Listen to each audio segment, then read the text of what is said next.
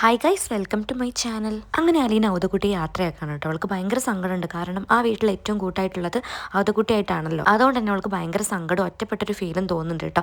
അങ്ങനെ സങ്കടപ്പെട്ട് റൂമിലേക്ക് വന്നിരിക്കുന്ന സമയത്താണ് അച്ഛനെ വിളിച്ചാലോ എന്ന് ഓർക്കുന്നത്. ബാലചന്ദ്രനാണെങ്കിൽ കടയിൽ പോയി വന്നിട്ട് ഇങ്ങനെ വിശ്രമിച്ചിരിക്കുകയായിരുന്നു. അങ്ങനെ അവൾ വിളിക്കുന്നുണ്ട്. അങ്ങനെ വിളിക്കുന്ന സമയത്ത് ബാലചന്ദ്രന് ഭയങ്കര സന്തോഷമാവുന്നുണ്ട് കേട്ടോ. എന്നിട്ട് അവളുടെ വിശേഷമൊക്കെ ചോദിക്കുന്നുണ്ട്. കൂടെ തന്നെ അവളും ചോദിക്കുന്നുണ്ട്, അച്ഛൻ ആഹാരം കഴിച്ചോ, മരുന്ന് കഴിക്കാറില്ല എന്നൊക്കെ. അപ്പോൾ ബാലചന്ദ്രൻ പറയുന്നുണ്ട്, ആ മോളെ ഞാൻ കഴിക്കാറുണ്ടെന്നൊക്കെ പറഞ്ഞു. കാരണം ബാലചന്ദ്രന് ഭയങ്കര സന്തോഷമുണ്ട് അവൾ ഇങ്ങനെയൊക്കെ കെയർ ചെയ്യുന്നതിൽ കേട്ടോ. അതുപോലെ തന്നെ തൻ്റെ മകൾ അടുത്തില്ലാത്തൊരു വിഷമമുണ്ട്. അങ്ങനെ അവളോട് ചോദിക്കുന്നുണ്ട്, അല്ല നിൻ്റെ കേണൽ എന്ത് പറയുന്നു? അത് കേട്ടപ്പോൾ അവൾ പറയുന്നുണ്ട്, മിക്കവാറും ഞങ്ങൾ തമ്മിൽ പിണങ്ങും തോന്നുന്നു. കാരണം കേണലിൻ്റെ ചിട്ടവട്ടങ്ങളോടൊന്നും എനിക്ക് യോജിക്കാൻ പറ്റുന്നില്ല. പിന്നെ കടുത്ത മദ്യപാനമാണേ. അത് കേട്ടപ്പോൾ ബാലചന്ദ്രൻ പറയുന്നുണ്ട്, നീ ഇപ്പം തന്നെ അതിനെ കടിഞ്ഞാണിടാൻ നോക്കിക്കോ, അല്ലെങ്കിൽ ഭാവിയിൽ വലിയ പ്രശ്നമാവും കേട്ടോ. ഈ കള്ള് കുടിക്കുന്നവരുടെയൊക്കെ വിചാരം എന്താ, തനിക്കൊന്നും പറ്റില്ല എന്നാണ്. പക്ഷെ അതൊക്കെ വെറുതെയാണ്. അത് കേൾക്കുമ്പോൾ അവളും പറയുന്നുണ്ട്, അത് എനിക്കും പേടിയാണ്, എനിക്കറിയാം ഇതെല്ലാം. ഞാൻ എന്നിട്ട് ഇതിനെപ്പറ്റി പറയുമ്പോൾ വല്യപ്പച്ചൻ പറയും, ഓ അതൊക്കെ ചെറിയ രീതിയിലല്ല അവൻ കുടിക്കുന്നത്, അതൊന്നും കുഴപ്പമില്ല എന്നാ പറയാ. പക്ഷെ അങ്ങനെയല്ല. അപ്പോൾ ബാലചന്ദ്രൻ പറയുന്നുണ്ട്, കേട്ടെടുത്തോളം നിന്റെ കേണലൊരു ഒറ്റയാനാണ്. ആ കേണലൊന്ന് വീണ് പോയി കഴിഞ്ഞാൽ നിന്നെ എല്ലാവരും അവിടെ നിന്ന് തോണ്ടിയെടുത്ത് പുറത്തെറിയും. അപ്പോൾ നീ ഇപ്പം തന്നെ ഒന്ന് കടിഞ്ഞാനിട്ട് മുറുക്കി പിടിച്ചോ എന്ന് പറയുമ്പോൾ അവൾ പറയുന്നുണ്ട്, അച്ഛൻ നിന്നെ പേടിപ്പിക്കുകയാണോ? അത് കേൾക്കുമ്പോൾ ബാലചന്ദ്രൻ പറയുന്നുണ്ട്, നിന്നെയോ ഞാൻ പേടിപ്പിക്കല്ല, പക്ഷേ ഇതാണ് സത്യം, നീ മനസ്സിലാക്കണം. കേണൽ എന്തെങ്കിലും പറ്റിക്കഴിഞ്ഞാൽ നിനക്ക് അവിടെ ഒരു സ്ഥാനം ഉണ്ടാവില്ല. നിൻ്റെ ഏറ്റവും വലിയ സുരക്ഷിതത്വം അത് കേണലിൻ്റെ അടുത്ത് മാത്രമാണ്. അത് നീ ഓർത്തോ. ഇനി നിനക്ക് അവിടെ എന്തെങ്കിലും ബുദ്ധിമുട്ടായിട്ട് പിടിച്ചു നിൽക്കാൻ പറ്റിയില്ലെങ്കിൽ നീ ഇങ്ങോട്ട് പോരെ, ഇവിടെ ഞാനുണ്ടല്ലോ, നിന്നെ ഞാൻ പൊന്നു പോലെ നോക്കും. പക്ഷേ ഇപ്പോൾ ഞാൻ നിനക്ക് കാര്യങ്ങളൊക്കെ മനസ്സിലാക്കി തരികയാണ്, നിന്നെ പേടിപ്പിച്ചതല്ല. ഇങ്ങോട്ട് വന്നാൽ പിന്നെ പ്രശ്നം നിൻ്റെ അമ്മയല്ലേ, അത് പിന്നെ നിൻ്റെ അമ്മയാണെന്ന് ഓർത്തെങ്കിലും സമാധാനിക്കാമല്ലോ. അത് കേൾക്കുമ്പോൾ അവൾ പരിഭവത്തോടെ അച്ഛ എന്ന് വിളിക്കുകയാണ് കേട്ടോ. അങ്ങനെ ബാലചന്ദ്രനും അലീനയും കൂടെ ചിരിക്കുകയാണ് കേട്ടോ. അങ്ങനെ അലീന ചോദിക്കുന്നുണ്ട്, അതല്ല മാഡം വന്നിട്ട് ഇപ്പം എന്തായി ഇവിടുത്തെ കാര്യങ്ങളൊക്കെ? അത് കേൾക്കുമ്പോൾ ബാലചന്ദ്രൻ പറയുന്നുണ്ട്, എല്ലായിടത്തും തോറ്റ് തുന്നമ്പാടി വന്നതല്ലേ, എന്നിട്ടും അഹങ്കാരത്തിനൊരു കുറവില്ല, ഇപ്പോഴും നിന്നെ പഴിച്ചുകൊണ്ടിരിക്കുക. അത് കേൾക്കുമ്പോൾ അലീന പറയുന്നുണ്ട്, അച്ഛൻ വെറുതെ പ്രശ്നമൊന്നും ഉണ്ടാക്കണ്ട, അച്ഛൻ മിണ്ടാതെ നിന്നാൽ മതി, അല്ലെങ്കിൽ പ്രശ്നങ്ങളൊക്കെ കൂടുതൽ വഷളാവും. അപ്പോൾ ബാലചന്ദ്രൻ പറയുന്നുണ്ട്, ഞാനൊരു കയ്യിൽ ബോംബ് വെച്ച് നിൽക്കുന്ന പോലെയാണ്, എപ്പോൾ പൊട്ടുമെന്ന് എനിക്ക് അറിയില്ല. അപ്പോൾ അവൾ പേടിയോടുകൂടെ പറയുന്നുണ്ട്, അയ്യോ അച്ഛ പ്രശ്നമൊന്നും ഉണ്ടാക്കണ്ട, അച്ഛനൊന്നും മിണ്ടാതിരിക്കുക, എല്ലാം ശരിയാകും. എന്തായാലും അച്ഛൻ ഈ കാര്യങ്ങളെല്ലാം അഭിമാനത്തോടു കൂടെ വിളിച്ച് പറയാനൊരു അവസരം വരും. ആ സമയത്തിന് വേണ്ടി അച്ഛൻ വെയിറ്റ് ചെയ്യണം. ഇപ്പം അച്ഛൻ മക്കളുടെ ഭാവിയൊക്കെ ഒന്ന് ആലോചിച്ച് നോക്കിക്കുക, അതുകൊണ്ട് വെറുതെ പ്രശ്നം ഉണ്ടാക്കണ്ട. അത് കേൾക്കുമ്പോൾ ബാലചന്ദ്രൻ പറയുന്നുണ്ട്, അതേ മോളെ, നിന്നെയും ഇവിടുത്തെ മക്കളെയും എല്ലാം ഓർത്താണ് ഞാനിപ്പോൾ ക്ഷമിച്ചിരിക്കുന്നത്. അത് എത്ര ദൂരം പോകുന്നു മാത്രമേ എനിക്കറിയില്ല. എന്തായാലും നീ ഫോൺ വെച്ച്, എൻ്റെ മൂഡ് പോയി എന്നും പറഞ്ഞിട്ട് ബാലചന്ദ്രൻ ഫോൺ വെക്കുകയാണ് കേട്ടോ. അപ്പോൾ അലീനയ്ക്ക് ഭയങ്കര സങ്കടമാവുന്നുണ്ട്, അവളും വിഷമിക്കുന്നുണ്ട്. പക്ഷെ അവൾ ഏറ്റവും കൂടുതൽ ടെൻഷൻ ആവുന്നത് കേണലിൻ്റെ കാര്യം ഓർത്തിട്ടാണ് കേട്ടോ. ബാലചന്ദ്രൻ പറഞ്ഞ കാര്യങ്ങൾ അവൾ ഇങ്ങനെ തിരിച്ചു മറിച്ച് ആലോചിക്കുകയാണ്. ബാലചന്ദ്രനാണെങ്കിൽ തലയ്ക്ക് കൈവച്ചിരിക്കുക. കാരണം അലീനയെ നന്നായിട്ട് മിസ് ചെയ്യുന്നുണ്ട്. അതുപോലെ തന്നെ വൈജയുടെ കാര്യങ്ങളൊക്കെ ഓർത്ത് ആകെ തല പുകഞ്ഞിരിക്കുകയാണ് കേട്ടോ ബാലചന്ദ്രൻ. അലീനയ്ക്ക് എന്തായാലും ഈ ഒരു ടെൻഷൻ മാറുന്നതിന് മുന്നേ തന്നെ വലിയൊരു പണി വന്നിട്ടുണ്ട്. അതായത് സ്റ്റാൻലിയുടെ ഭാര്യയുടെ ചേച്ചിയാണ് കേട്ടോ വരുന്നത്. അതും രണ്ടാമത്തെ മകളെയും കൊണ്ടാണ് വരുന്നത്.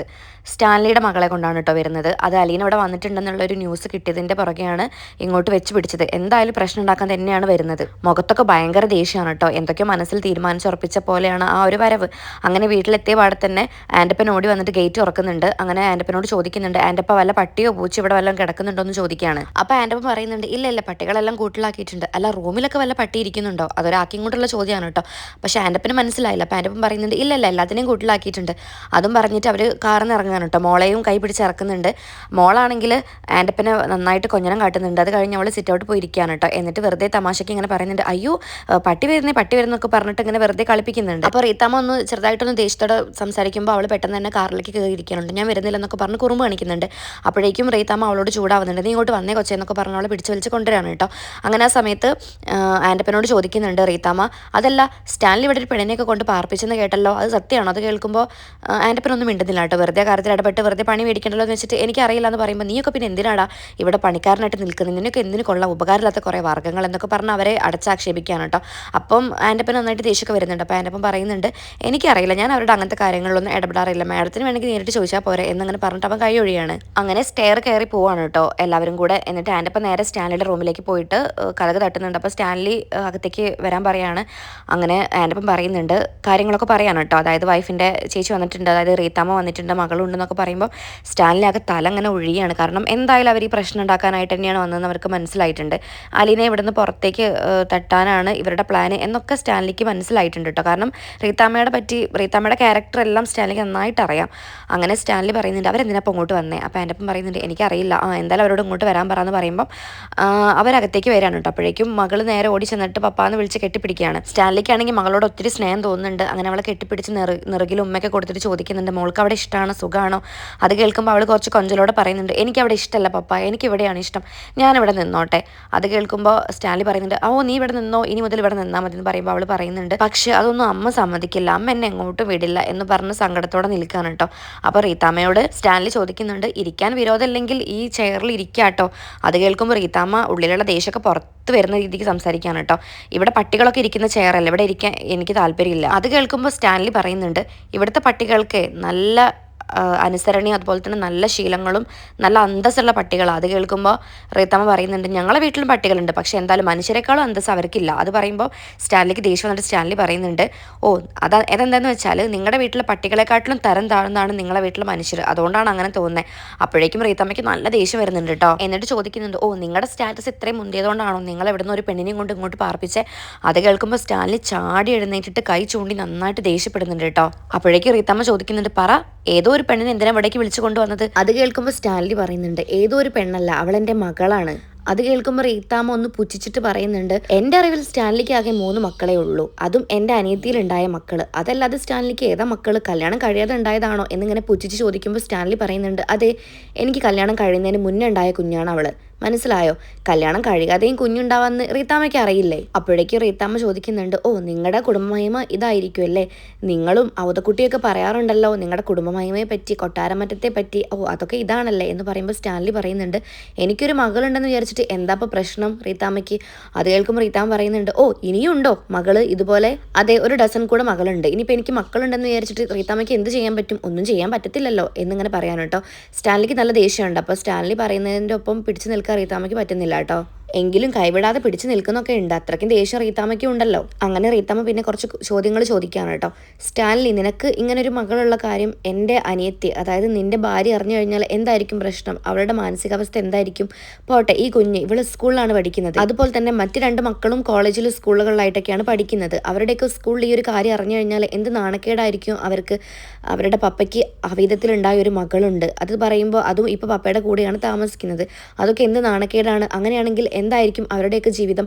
അത് കേൾക്കുമ്പോൾ സ്റ്റാൻലി പറയുന്നുണ്ട് അങ്ങനെ ആരെങ്കിലും ചോദിക്കുകയാണെങ്കിൽ അവരോട് പോയി പണി നോക്കാൻ പറയണം. സ്റ്റാൻലി അതൊക്കെ വളരെ ലാഘവത്തോടെയാണ് കേട്ടോ കൈകാര്യം ചെയ്യുന്നത്. പക്ഷേ റീത്താമ്മ പിന്നെയും വിടാൻ ഉദ്ദേശിക്കുന്നില്ല. എന്നിട്ട് റീത്താമ്മ പറയുന്നുണ്ട് ഇനി എന്താണ് സ്റ്റാൻലിയുടെ മനസ്സിലിരിപ്പ്, എൽസമ്മയും പിള്ളേരും ഇനി എന്ത് ചെയ്യണം, അവരെ ഒഴിവാക്കാനാണോ തീരുമാനം. റീത്താമ്മ വിചാരിക്കുന്നത് ഇപ്പം ഇവിടെ താമസിച്ചേക്കുന്ന കുട്ടിയുടെ അമ്മയും ഉണ്ട്, അപ്പം ഇനി അവരായിട്ടൊരു ഫാമിലി ആയിട്ട് ജീവിക്കുക, എൽസമ്മയെ ഒഴിവാക്കുക എന്നുള്ളൊരു പേടിയാണ് കേട്ടോ. അതിപ്പം ആർക്കായാലും ഉണ്ടാവില്ലേ. സ്വന്തം അനിയത്തിയുടെ ജീവിതം ഇങ്ങനെ താറുമാറായി കിടക്കുന്ന കാണുമ്പം അവരങ്ങനെയല്ലേ ചിന്തിക്കുള്ളൂ. ഇത് എന്താ അതിൻ്റെ ബാക്കിലുള്ള കാര്യം എന്നൊന്നും അവർക്ക് ചിന്തിക്കേണ്ട ആവശ്യമില്ലല്ലോ. അവർക്ക് അവരുടെ അനിയത്തിയും പിള്ളേരുടെയും കാര്യം മാത്രം നോക്കിയാൽ മതിയല്ലോ. അതാണ് റീത്താമ്മ ഇത്രയും കാര്യങ്ങൾ ചോദിക്കുന്നതും ദേഷ്യപ്പെടുന്നതും. എന്നിട്ട് റീത്താമ്മ ചോദിക്കുന്നുണ്ട് കേട്ടോ ഇനിയിപ്പോൾ അവരെങ്ങനെയാണ് ജീവിക്കേണ്ടത്, അതും കൂടെ ഒന്ന് പറഞ്ഞിട്ടാ സ്റ്റാൻലി. അപ്പോൾ സ്റ്റാൻലി പറയുന്നുണ്ട് അവരെങ്ങനെ ജീവിക്കണം, അവർ ഇത്രയും കാലം എങ്ങനെ ജീവിച്ചു അതുപോലെ തന്നെ അങ്ങ് ജീവിക്കണം. അപ്പോൾ റീത്താമ്മയ്ക്ക് ദേഷ്യം വരുന്നുണ്ട്. ആ ഒരു ആൻസർ അത്ര തൃപ്തികരമായിട്ടില്ല കേട്ടോ. അപ്പോൾ റീത്താമ്മ പറയുന്നുണ്ട് അങ്ങനെയാണെങ്കിൽ സ്റ്റാൻലിക്ക് ആ പെണ്ണിനെയും കൊണ്ട് ജീവിച്ചാൽ പോരായിരുന്നോ, ഈ കൊച്ചിനെയും കൊണ്ട് എന്തിനാ വെറുതെ എൻ്റെ അനിയത്തിയുടെ ജീവിതം തുലയ്ക്കാൻ വന്നേ. അപ്പോൾ സ്റ്റാൻലി പറയുന്നുണ്ട് റീത്താമ്മ എന്നോട് കാര്യമായിട്ട് നല്ല രീതിക്ക് കാര്യങ്ങൾ ചോദിക്കായിരുന്നെങ്കിൽ ഞാൻ എല്ലാം തുറന്ന് പറഞ്ഞേനെ, പക്ഷെ അങ്ങനെയല്ലല്ലോ എൻ്റെ അടുത്ത് ചോദിച്ചത്. അത് കേൾക്കുമ്പോൾ റീത്താമ്മ പറയുന്നുണ്ട് നിന്നോടൊക്കെ ഞാൻ എന്ത് രീതിക്ക് ചോദിക്കേണ്ടത്, എൻ്റെ അനിയത്തിയുടെ ജീവിതം തുലച്ചിട്ട് വന്ന് എന്നോട് പ്രസംഗിക്കുന്നു എന്നും പറഞ്ഞ് റീത്താമ്മയെ അങ്ങോട്ട് നന്നായിട്ട് ദേഷ്യപ്പെടുന്നുണ്ട് കേട്ടോ. അങ്ങനെ സ്റ്റാൻലി പറയുന്നുണ്ട് എനിക്ക് കല്യാണത്തിന് മുന്നേ ഒരു റിലേഷൻ ഉണ്ടായിരുന്നു, ഒരാളെ ഞാൻ സ്നേഹിച്ചിട്ടുണ്ടായിരുന്നു, അപ്പം ഞങ്ങൾക്കുണ്ടായ കുഞ്ഞാണിത്. അത് കേൾക്കുമ്പോൾ റീത്താമ്മ പറയുന്നുണ്ട് അങ്ങനെയാണെങ്കിൽ എന്തിനാ എൻ്റെ അനിയത്തിയെ ചതിച്ചു. അത് കേൾക്കുമ്പോൾ സ്റ്റാൻലി പറയാണ് അന്ന് ഞാൻ നിങ്ങളുടെ അനിയത്തിയെ കല്യാണം കഴിക്കുമെന്ന് എനിക്ക് ഉറപ്പില്ലല്ലോ, അവളെ ഞാൻ സ്നേഹിച്ചു, പക്ഷേ ഞങ്ങളുടെ നിർഭാഗ്യവശാൽ ഞങ്ങളുടെ കല്യാണം നടന്നില്ല, ആരും സമ്മതിച്ചില്ല. പക്ഷേ അവൾക്കൊരു കുഞ്ഞുണ്ടായിരുന്നു എന്നുള്ള കാര്യം എനിക്ക് ഇത്രയും നാളും അറിയില്ലായിരുന്നു. 23 വർഷം വേണ്ടി വന്നു ഞങ്ങൾക്കിടയിൽ ഒരു കുഞ്ഞുണ്ടായിരുന്നു എന്ന് ഞാൻ അറിയാനായിട്ട്. അങ്ങനെ ഞാൻ പിന്നീടാണ് ഈ കാര്യം അറിയുന്നത്, ഞാൻ ഷോക്കായി. അങ്ങനെ ഞാൻ അവളെ തേടി പോയപ്പം അവൾ 23 വർഷം അനാഥാലയത്തിലാണ് കഴിഞ്ഞത്. ഇപ്പോഴും അവൾ അനാഥയായിട്ട് തന്നെയാണ് കഴിയുന്നത്. പിന്നീട് എനിക്ക് തോന്നി എൻ്റെ ചോരയല്ലേ, അപ്പോൾ അവളെ എങ്ങനെയെങ്കിലും സംരക്ഷിക്കണമെന്ന്. അതുകൊണ്ടാണ് ഞാൻ അവളെ ഇങ്ങോട്ട് കൊണ്ടുവന്നതും ഇനിയുള്ള കാലം അവളെ സംരക്ഷിക്കണമെന്ന് തീരുമാനിച്ചതും. അതിലൊരു തെറ്റുണ്ടെന്ന് എനിക്ക് തോന്നുന്നില്ല. അത് കേൾക്കുമ്പോൾ റീത്താമ്മ പറയുന്നുണ്ട് പക്ഷേ സ്റ്റാൻലി ചെയ്ത കാര്യം തെറ്റായിപ്പോയി. ഇങ്ങനൊരു കാര്യം ചെയ്യുമ്പം എൽസമ്മയോടും മക്കളോടും ചോദിക്കണ്ടേ, അത് അവർ അംഗീകരിക്കോ ഇല്ലെന്നൊക്കെ ഒന്ന് ഉറപ്പാക്കണ്ടേ, എന്നിട്ടല്ലേ ഇങ്ങനെയുള്ള കാര്യങ്ങളൊക്കെ തീരുമാനിക്കാവൂ. പിന്നെ എന്താ സ്റ്റാൻലി ഒറ്റയ്ക്ക് ഒരു തീരുമാനം എടുത്തത്? ഇത് അവരെ എത്രത്തോളം ബാധിക്കുമെന്ന് ഓർത്തിട്ടുണ്ടോ? അത് കേൾക്കുമ്പോൾ സ്റ്റാൻലി നല്ലൊരു മറുപടിയാണ് കേട്ടോ കൊടുക്കുന്നത്. എൻ്റെ കാര്യങ്ങൾ തീരുമാനിക്കുന്നത് ഞാനാണ്, അതിൽ വേറെ ആർക്കും ഒരു അവകാശമില്ല. പിന്നെ അവൾക്ക് ഈ കാര്യം അംഗീകരിക്കാൻ പറ്റില്ലെങ്കിൽ അവൾ എന്നെ വിട്ടു പോയിക്കോട്ടെ, ഡിവോഴ്സ് നേടിക്കോട്ടെ, എനിക്ക് യാതൊരു കുഴപ്പമില്ല. അത് കേൾക്കുമ്പോൾ തറഞ്ഞു നിൽക്കുകയാണ് കേട്ടോ റീത്താമ്മ. ഇങ്ങനൊരു ഉത്തരം റീത്താമ്മ ഒരിക്കലും പ്രതീക്ഷിച്ചില്ല. എന്തായാലും അലീനയെ കാത്തിരിക്കുന്നത് കടുത്ത പരീക്ഷണങ്ങൾ തന്നെയാണ് കേട്ടോ.